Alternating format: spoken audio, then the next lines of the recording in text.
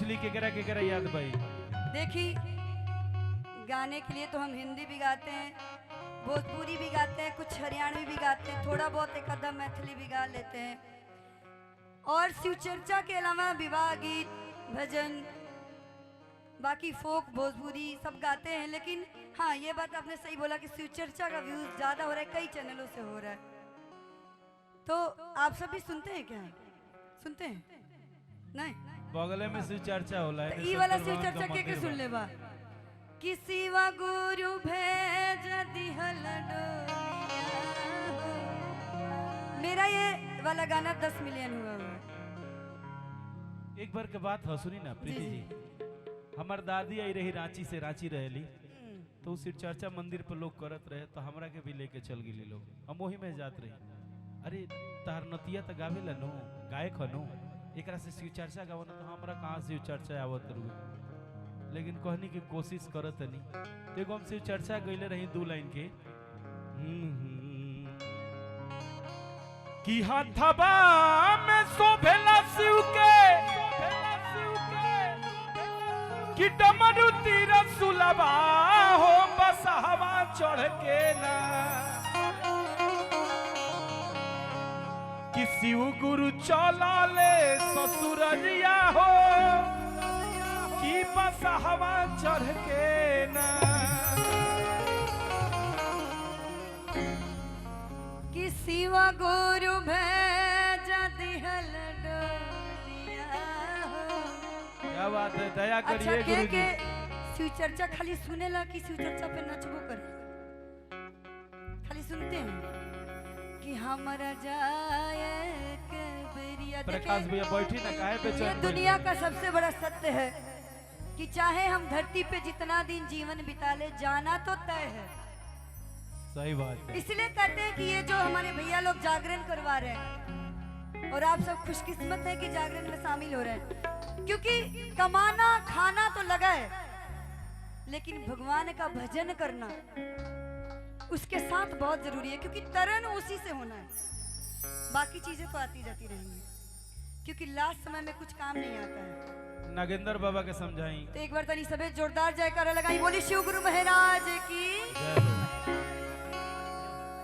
कि शिवा गुरु भेज दिहल डोलिया हो, वही पहपट वाला, कि शिवा गुरु भेज दिहल डोलिया हो।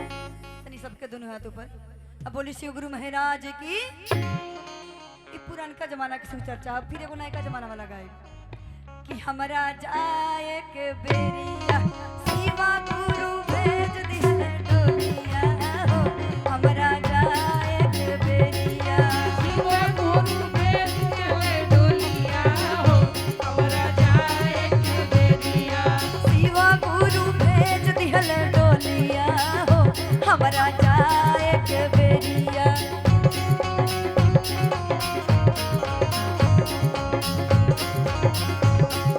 काहे खाती बेटा मारो है, काहे लापतो हिया, काहे खाती बेटा मारो है, काहे लापतो हिया, काहे खाती बेटा मारो है, काहे लापतो हिया, काहे खाती बेटा मारो है, काहे लापतो हिया, अरे काहे खातिर रोवे सुंदर पोतवा हो।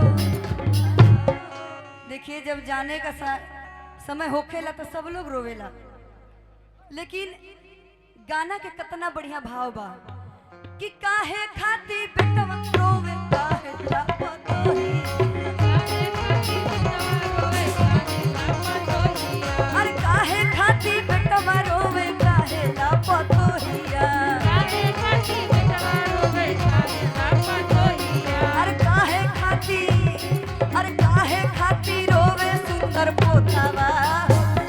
कैसे कि हमरा जा के बेरिया, शिवा गुरु भेज दिहल डोलिया, हमरा जाए के बेरिया, शिवा गुरु भेज दिहल डोलिया, हमरा जाए के बेरिया। कि सड़िया धनवा खाती बेटा मारो वे सड़िया लापतो हिया, कि धनवा खाती बेटा मारो वे, चौभिया लपतोहिया।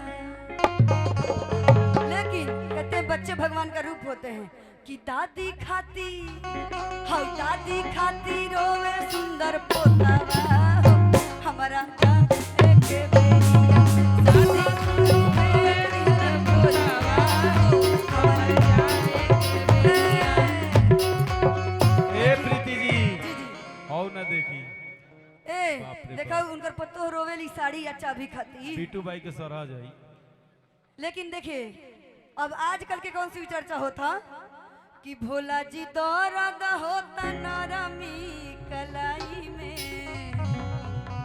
अब भंगिया के पिसाई में।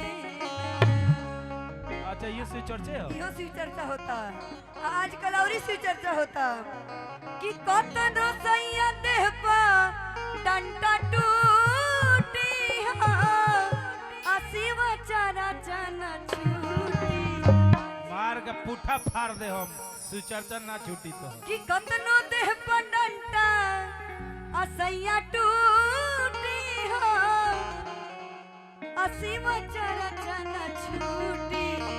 काहे कि राजा जी कि अम्मा जी से लिहले बानी छूटी हो शिव चारा चना छूटी अम्मा जी से लिहले बानी छूटी हो शिव चारा चना छूटी। कतनो देह पर डंटा सैया टूटी हो शिव चारा चना छूटी। कतनो देह पर डंटा टूटी हो शिव चारा चना छूटी। अरे अम्मा जी से ले ले बानी छूटी हो शिव चारा चना छूटी। अम्मा जी से ले ले बानी छूटी हो सैया जी से ले ले बानी छूटी हो शिव चारा चना छूटी। शिव चारा चना छूटी चारा चना छूटी चारा चना छूटी चारा चना छूटी। चली बोलिए शिव गुरु महाराज की। भाभी सुनिए